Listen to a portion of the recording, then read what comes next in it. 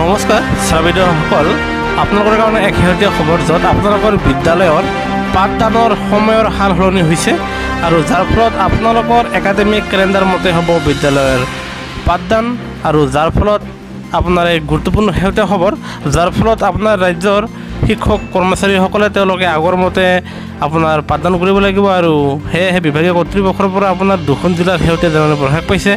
জনামতে এয়া চাওক, যোৱাকালি আপোনাৰ বঙাইগাঁও জিলাৰ পৰা প্ৰকাশিত এক শেহতীয়া জাননীৰ ভিত্তিত আপোনাৰ ৰাজ্যত যি গৰমৰ কাৰণে পাঠদান আগুৱাই লোৱা হৈছিল সেয়া আপোনাৰ অহাকালিৰ পৰা তেওঁলোকে নৰ্মাল সময়ত মানে পূৰ্বৰ নিৰ্ধাৰিত সময়মতে তেওঁলোকে বিদ্যালয়ত যাব লাগিব।